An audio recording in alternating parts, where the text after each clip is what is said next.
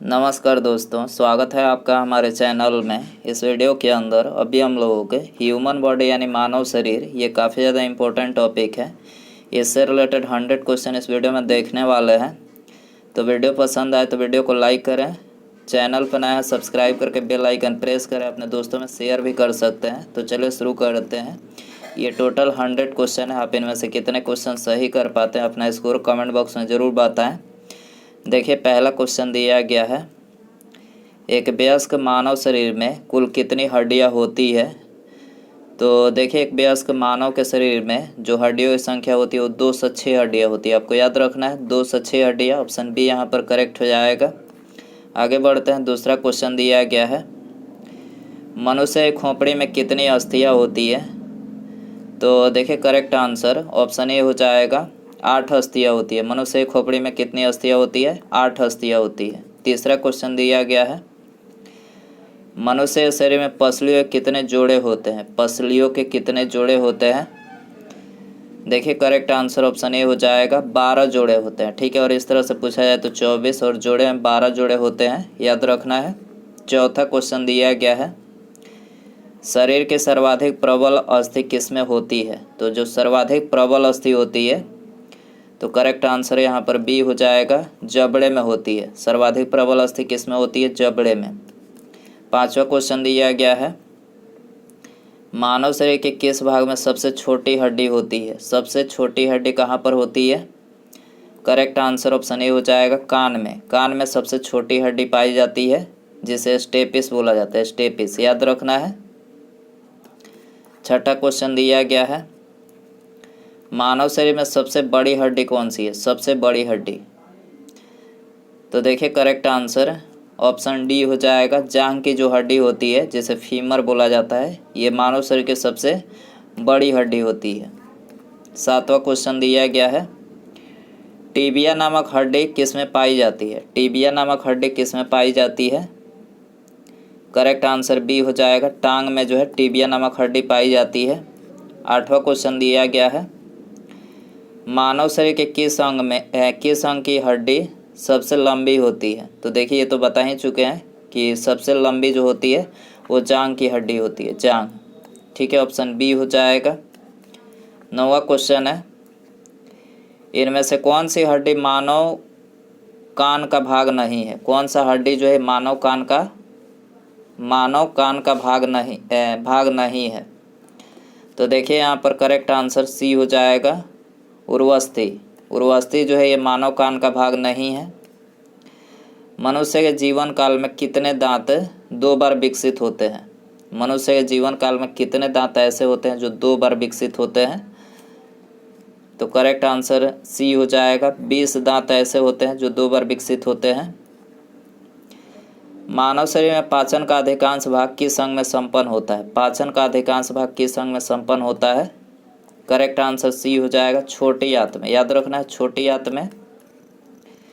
मानव शरीर का कौन सा एंजाइम कार्बोहाइड्रेट को तोड़ने में मदद करता है। कौन सा एंजाइम कार्बोहाइड्रेट को तोड़ने में मदद करता है? करेक्ट आंसर डी हो जाएगा, ये माइलेज जो है ये कार्बोहाइड्रेट को तोड़ने में जो मदद करता है। पाचन क्षेत्र में भोजन के साथ मिलने वाला पहला एंजाइम कौन सा है? पाचन क्षेत्र में भोजन के साथ मिलने वाला पहला एंजाइम कौन सा है? करेक्ट आंसर डी हो जाएगा, एमाइलेज है, एमाइलेज। 14वां क्वेश्चन है, लार में कौन सा एंजाइम पाया जाता है। लार में कौन सा एंजाइम पाया जाता है? करेक्ट आंसर बी हो जाएगा, टाइलिन एंजाइम। लार में टाइलिन एंजाइम पाया जाता है। पेट में भोजन को पचाने के लिए किसकी खास आवश्यकता होती है। तो भोजन को पचाने के लिए पेट में एंजाइम की खास आवश्यकता होती है, एंजाइम। ऑप्शन सी हो जाएगा। लार किसके पाचन में सहायक होती है। लार किसके पाचन में सहायक होती है? करेक्ट आंसर बी हो जाएगा, स्टार्च के पाचन में सहायक होती है। मनुष्य के मुख गुहा में किसका पाचन प्रारंभ होता है। मुख गुहा में किसका पाचन प्रारंभ होता है? करेक्ट आंसर सी हो जाएगा, कार्बोहाइड्रेट का। ऑप्शन सी हो जाएगा। निम्नलिखित में से कौन सी आहार नलिका है। आहार नलिका इनमें से कौन सी है? करेक्ट आंसर डी हो जाएगा, ग्रास नली जो है ये आहार नलिका है। पाचन क्रिया में प्रोटीन किस पदार्थ में बदल जाते हैं? पाचन क्रिया में प्रोटीन किस पदार्थ में बदल जाते हैं? करेक्ट आंसर सी हो जाएगा, एमिनो अम्ल में। ठीक है। मानव शरीर में कौन सा अंग ग्लाइकोजन के रूप में कार्बोहाइड्रेट को जमा करता है? ग्लाइकोजन के रूप में कार्बोहाइड्रेट को जमा करता है। करेक्ट आंसर डी हो जाएगा, यकृत। यकृत जो है ये ग्लाइकोजन के रूप में कार्बोहाइड्रेट को जमा करता है। पित्त किसके द्वारा पैदा किया जाता है? पित्त किसके द्वारा पैदा किया जाता है? यकृत के द्वारा। यकृत ऑप्शन ए हो जाएगा। पित्त किस में जमा होता है?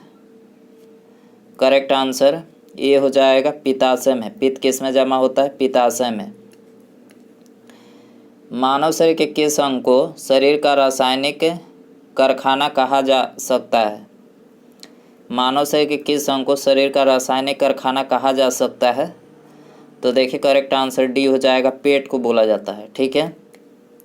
पेसमेकर का संबंध किससे है? पेसमेकर ऑप्शन डी हो जाएगा, हृदय से। पेसमेकर किससे संबंधित है? हृदय से। पेसमेकर का क्या कार्य है?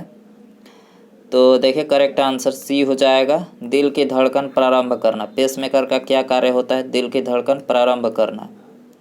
गति प्रेरक किससे संबंधित है? गति प्रेरक किससे संबंधित है? करेक्ट आंसर सी हो जाएगा, हृदय से। गति प्रेरक हृदय से संबंधित है। किनकी भित्तियों पर रक्त द्वारा डाले गए दबाव को रक्तदाब कहा जाता है? करेक्ट आंसर सी हो जाएगा, धमनी की भित्तियों पर रक्त द्वारा डाले गए दबाव को रक्तदाब यानी ब्लड प्रेशर कहा जाता है। रक्तचाप को मापने के लिए किस उपकरण का उपयोग किया जाता है? करेक्ट आंसर बी हो जाएगा, स्फिग्नोमैनोमीटर का। रक्तचाप को मापने के लिए स्फिग्नोमैनोमीटर का जो है उपयोग किया जाता है। लवडब ध्वनि किसकी क्रिया के कारण उत्पन्न होती है? लवडब ध्वनि। करेक्ट आंसर सी हो जाएगा, हृदय क्रिया के कारण से उत्पन्न होती है लवडब ध्वनि। सिस्टोलिक और डायस्टोलिक शब्द का उपयोग किसके संदर्भ में किया जाता है? करेक्ट आंसर सी हो जाएगा, रक्तचाप को मापने के लिए सिस्टोलिक और डायस्टोलिक शब्द का उपयोग किया जाता है। मनुष्य की सामान्य स्पंदन दर यानी पल्स रेट क्या है? करेक्ट आंसर सी हो जाएगा, 1780 बीट प्रति सेकंड जो है मनुष्य की सामान्य स्पंदन दर यानी पल्स रेट है। एक किशोरवय मनुष्य में सामान्य रक्तदाब कितना होता है?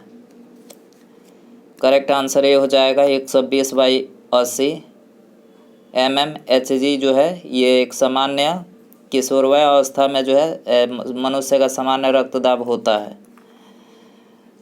मानव रुधिर का pH कितना होता है? मानव रुधिर का pH मान कितना होता है?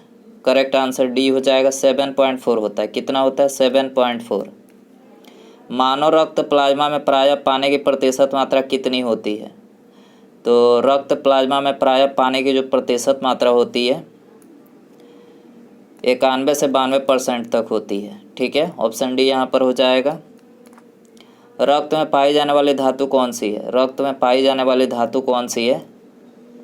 करेक्ट आंसर डी हो जाएगा, रक्त में लोहा धातु पाई जाती है। शरीर का कौन सा अंग रक्त उत्पादन करता है? शरीर का कौन सा अंग रक्त उत्पादन करता है? करेक्ट आंसर बी हो जाएगा, अस्थिमज्जा जो है ये रक्त का उत्पादन करता है। निम्नलिखित में से कौन सा कथन सही है? तो देखिए करेक्ट आंसर सी हो जाएगा, शरीर में सारा रक्त किडनी के माध्यम से शुद्ध होता है। तो यहाँ पर ये ऑप्शन सी वाला जो कथन है ये करेक्ट है। मानव शरीर में खून के शुद्धिकरण की प्रक्रिया को क्या कहते हैं? खून के शुद्धिकरण की प्रक्रिया को क्या कहते हैं? करेक्ट आंसर ये हो जाएगा, डायलिसिस। खून के शुद्धिकरण प्रक्रिया को डायलिसिस कहा जाता है। रक्त में लाल रंग किसके कारण होता है? लाल रंग किसके कारण होता है? हीमोग्लोबिन के कारण से। हीमोग्लोबिन बी हो जाएगा। दोस्तों वीडियो पसंद आ रहा है तो प्लीज़ वीडियो को लाइक कर दें और चैनल पर नया है सब्सक्राइब करके बेल आइकन प्रेस करें। आगे बढ़ते हैं। शरीर में हीमोग्लोबिन का कार्य क्या है? हीमोग्लोबिन का कार्य क्या है? करेक्ट आंसर ये हो जाएगा, ऑक्सीजन का परिवहन जो है हीमोग्लोबिन का कार्य है। हीमोग्लोबिन किसका महत्वपूर्ण घटक होता है? हीमोग्लोबिन किसका महत्वपूर्ण घटक होता है? आरबीसी का महत्वपूर्ण घटक होता है। कौन सी रक्त वाहिकाएं साफ रक्त फेफड़ों से हृदय में ले जाती है? तो करेक्ट आंसर हो जाएगा ऑप्शन डी, फुसफुस जो सीरा होता है ये साफ रक्त फेफड़े से हृदय में ले जाती है। साफ रक्त फेफड़े से हृदय में ले जाती है। किसकी सहायता से रक्त द्वारा ऑक्सीजन ले जाया जाता है? तो करेक्ट आंसर ये हो जाएगा, लोहित कोशिकाओं की सहायता से जो है रक्त द्वारा ऑक्सीजन ले जाया जाता है। किसके मौजूदगी के कारण शरीर के भीतर रक्त जमता नहीं है? किसकी मौजूदगी के कारण शरीर के भीतर रक्त जमता नहीं है? करेक्ट आंसर डी हो जाएगा, हिपैरिन की उपस्थिति के कारण से जो है शरीर के भीतर रक्त जमता नहीं है। हमारे शरीर की कौन सी कोशिकाएं मानव शरीर के सैनिक के रूप में प्रसिद्ध है? सैनिक के रूप में। करेक्ट आंसर ये हो जाएगा, श्वेत रक्त कोशिकाएं यानी WBC जो है ये सैनिक के रूप में प्रसिद्ध है। रुधिर के प्लाज्मा में किसके द्वारा एंटीबॉडी निर्मित होती है? रुधिर के प्लाज्मा में। करेक्ट आंसर बी हो जाएगा, लिम्फोसाइट के द्वारा। लिम्फोसाइट के द्वारा जो है एंटीबॉडी निर्मित होती है। लाल रक्त कोशिकाओं के निर्माण के लिए शरीर का कौन सा अंग जिम्मेदार है? आरबीसी के निर्माण के लिए कौन सा अंग जिम्मेदार है? करेक्ट आंसर डी हो जाएगा, अस्थिमज्जा आरबीसी के निर्माण के लिए जिम्मेदार है। आरबीसी का कब्रिस्तान किसको कहा जाता है? किसको कहा जाता है? करेक्ट आंसर सी हो जाएगा, पलीहा को आरबीसी का कब्रिस्तान कहा जाता है। मनुष्य के लाल रक्त कोशिकाओं का जीवन काल कितना होता है? करेक्ट आंसर ये हो जाएगा, 120 दिन का जीवन काल होता है आरबीसी का। मानव शरीर में लाल रक्त कण का निर्माण कहाँ होता है? करेक्ट आंसर डी हो जाएगा, अस्थिमज्जा में आरबीसी का निर्माण होता है। आरबीसी। लाल रुधिर कणिकाओं का उत्पादन किसके द्वारा होता है? आरबीसी का उत्पादन किसके द्वारा होता है? करेक्ट आंसर सी हो जाएगा, अस्थिमज्जा के द्वारा जो है आरबीसी का उत्पादन होता है। उच्च 49 पर मानव शरीर में आरबीसी में क्या होगा? उच्च 49 पर मानव शरीर में आरबीसी में क्या होगा? करेक्ट आंसर सी हो जाएगा, उसका संख्या बढ़ेगी। सफ़ेद रक्त कण यानी WBC का मुख्य कार्य क्या है? WBC का मुख्य कार्य क्या है? करेक्ट आंसर सी हो जाएगा, रोग प्रतिरोधक क्षमता धारण करना। रोग प्रतिरोधक क्षमता धारण करना। जब कोई बाहरी पदार्थ मानव रुधिर प्रणाली में प्रविष्ट होता है तो प्रतिक्रिया कौन प्रारंभ करता है? करेक्ट आंसर बी हो जाएगा, WBC जो है प्रतिक्रिया प्रारंभ करता है। एंटीजन यानी प्रतिजन एक ऐसा पदार्थ है जो, करेक्ट आंसर सी हो जाएगा, प्रतिरक्षी के निर्माण को बढ़ावा देता है। कौन सा ब्लड ग्रुप सर्वव्यापक ग्राह्यता रखता है? करेक्ट आंसर सी हो जाएगा, AB रक्त समूह। AB option C. AB रक्त वर्ग वाले व्यक्ति को सार्वत्रिक अदाता क्यों कहा जाता है? तो देखिए करेक्ट आंसर ये हो जाएगा, उसके रक्त में प्रतिपिंड का अभाव होता है। सार्वत्रिक अदाता कहा जाता है इसको। किस रक्त समूह को सार्वभौमिक दाता के रूप में जाना जाता है? सार्वभौमिक दाता के रूप में किसको जाना जाता है? करेक्ट आंसर डी हो जाएगा, ओ रक्त समूह को। यूनिवर्सल डोनर यानी सार्वभौमिक दाता इसको बोला जाता है। रक्त समूह ओ वाला व्यक्ति किस रक्त समूह के व्यक्तियों से रक्त ले सकता है? तो देखिए करेक्ट आंसर डी हो जाएगा, केवल ओ रक्त समूह वाले व्यक्ति से ही रक्त ले सकता है। ठीक है, इनमें से कौन सा मस्तिष्क का भाग नहीं है? तो देखिए मेड्यूला, थैलेमस और पांस ये तीनों जो है ये मस्तिष्क के भाग है। पिन्ना जो है यहाँ पर मस्तिष्क का भाग नहीं है। ऑप्शन डी हो जाएगा। मस्तिष्क का कौन सा भाग मानव शरीर के आसन और संतुलन को बनाए रखता है? तो करेक्ट आंसर सी हो जाएगा, सेरेबेलम जो है ये मानव शरीर के आसन और संतुलन को बनाए रखता है। सेरेब्रम किससे संबंधित है? सेरेब्रम किससे संबंधित है? करेक्ट आंसर सी हो जाएगा, मस्तिष्क। सेरेब्रम मस्तिष्क से संबंधित है। मनुष्य के मस्तिष्क का सबसे बड़ा भाग कौन सा है? करेक्ट आंसर सी हो जाएगा, प्रमस्तिष्क जो है ये सबसे बड़ा भाग है। मानव शरीर की किन कोशिकाओं में सबसे कम पुनर्योजन शक्ति होती है? तो करेक्ट आंसर ये हो जाएगा, मस्तिष्क कोशिकाओं में जो है ये सबसे कम पुनर्योजन शक्ति होती है। मनुष्य में मेरुदंड से कितनी जोड़ी तंत्रिका निकलती है? करेक्ट आंसर सी हो जाएगा, 31 जोड़ी। मनुष्य के मेरुदंड से 31 जोड़ी तंत्रिका निकलती है। प्रतिवर्ती क्रियाओं का नियंत्रण केंद्र कहाँ पर है? प्रतिवर्ती क्रियाओं का नियंत्रण केंद्र कहाँ पर है? करेक्ट आंसर सी हो जाएगा, कशेरुक रज्जु में है। कशेरुक रज्जु।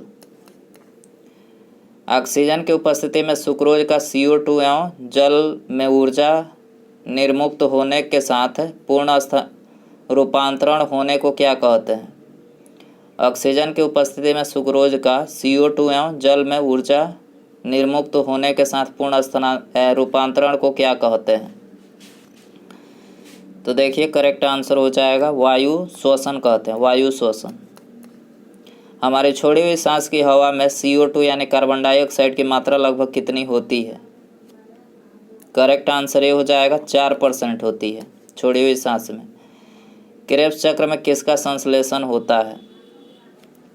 करेक्ट आंसर बी हो जाएगा, पाइरूविक अम्ल का। क्रेब्स चक्र में पाइरूविक अम्ल का संश्लेषण होता है। स्तनधारी किस में यूरिया बनाते हैं? करेक्ट आंसर ये हो जाएगा, यकृत में। स्तनधारी यकृत में यूरिया बनाते हैं। मानव शरीर से नाइट्रोजनी अपशिष्ट को हटाने के लिए कौन सा अंग जिम्मेदार है? करेक्ट आंसर बी हो जाएगा, गुर्दा जिम्मेदार है। नाइट्रोजनी अपशिष्ट को हटाने के लिए गुर्दा जिम्मेदार है। मूत्र का पीला रंग किसकी मौजूदगी के कारण होता है? करेक्ट आंसर डी हो जाएगा, यूरोक्रोम की उपस्थिति के कारण से जो है ये मूत्र का पीला रंग होता है। गुर्दे का कार्यात्मक यूनिट क्या है? गुर्दे का कार्यात्मक यूनिट क्या है? करेक्ट आंसर सी हो जाएगा, नेफ्रॉन कार्यात्मक यूनिट है। अपोहन का प्रयोग किस क्रिया को पूरा करने के लिए होता है? करेक्ट आंसर डी हो जाएगा, वृक्क की क्रिया को पूरा करने के लिए जो अपोहन यानी डायलिसिस का जो है प्रयोग होता है। स्वेदन किसके लिए महत्वपूर्ण है? स्वेदन किसके लिए महत्वपूर्ण है? करेक्ट आंसर डी हो जाएगा, शरीर के तापमान के विनियंत्रण करने के लिए जो है स्वेदन महत्वपूर्ण है। समांतर निषेचन किस में होता है? समांतर निषेचन किस में होता है? डिंबवाहिनी नली में होता है। समांतर निषेचन डिंबवाहिनी नली में होता है। गर्भाशय में शिशु के विकास की जानकारी हेतु किसका प्रयोग किया जाता है? तो गर्भाशय में शिशु के विकास की जानकारी हेतु ऑप्शन सी हो जाएगा, अल्ट्रासाउंड का जो है प्रयोग किया जाता है। भ्रूण के विकास के लिए किस अंग के द्वारा खाद्य की पूर्ति की जाती है? भ्रूण के विकास के लिए किस अंग के द्वारा खाद्य की पूर्ति की जाती है? बी हो जाएगा, बीजांडसन के द्वारा की जाती है। कौन सी स्थिति टेस्ट ट्यूब बेबी की परिघटना को सही रूप से निरूपित करती है? टेस्ट ट्यूब बेबी की परिघटना को सही रूप से निरूपित करती है। करेक्ट आंसर सी हो जाएगा, जब निषेचन बाह्य होता है और विकास आंतरिक होता है। बच्चे का लिंग निर्धारण किस में होता है? बच्चे का लिंग निर्धारण किस में होता है? ऑप्शन डी हो जाएगा, गुणसूत्र से होता है। गुणसूत्र। स्त्रियों की नसबंदी को क्या कहा जाता है? करेक्ट आंसर बी हो जाएगा, ट्यूबेक्टोमी जो स्त्रियों की नसबंदी को कहा जाता है। एमनियोसेंटोसिस तरीका किसको बताता है? एमनियोसेंटोसिस तरीका किसको बताता है? करेक्ट आंसर ये हो जाएगा, भ्रूण के लिंग को बताता है।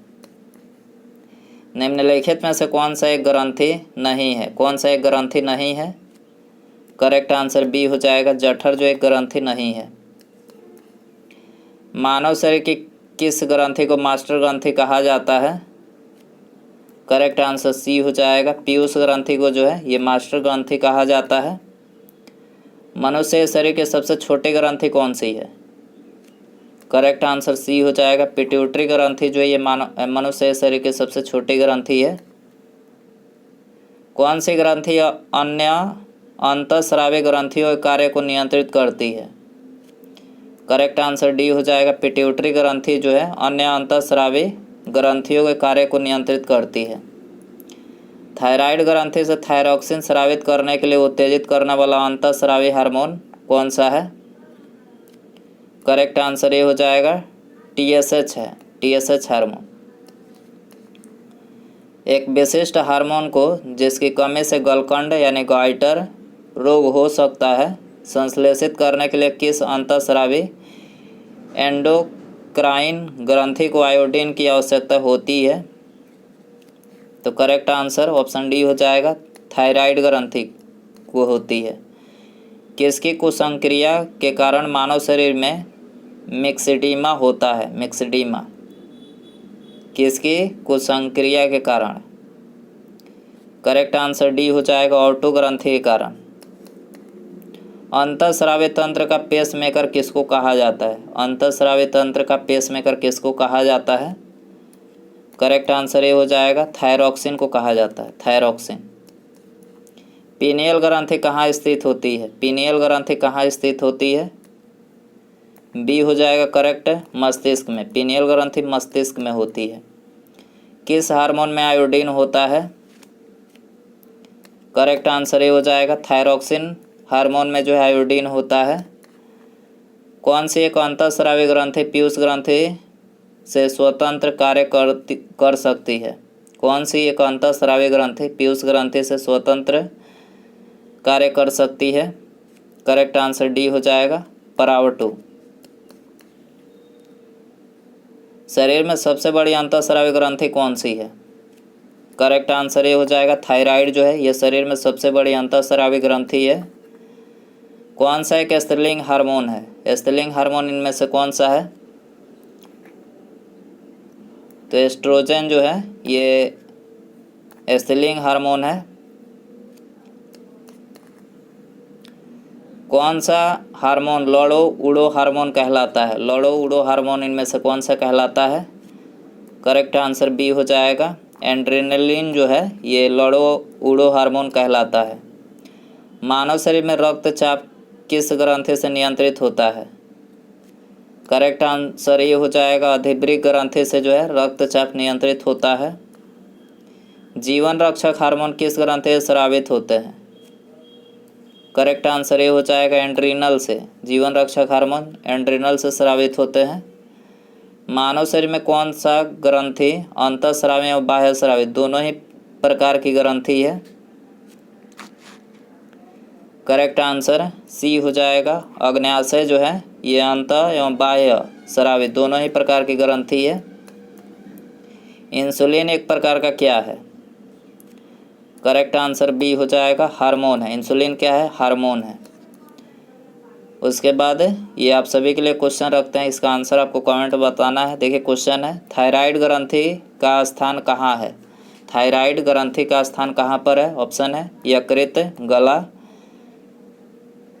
कांख या फिर इनमें से कोई नहीं। सही आंसर आपको कमेंट बॉक्स में बताना है। और वीडियो पसंद आया हो तो प्लीज़ वीडियो को लाइक कर दें, अपने दोस्तों में शेयर कर सकते हैं। चैनल पर नया है तो सब्सक्राइब करके बेल आइकन प्रेस करें। ठीक है, मिलते हैं अगले वीडियो में। नमस्कार, जय हिंद, जय भारत।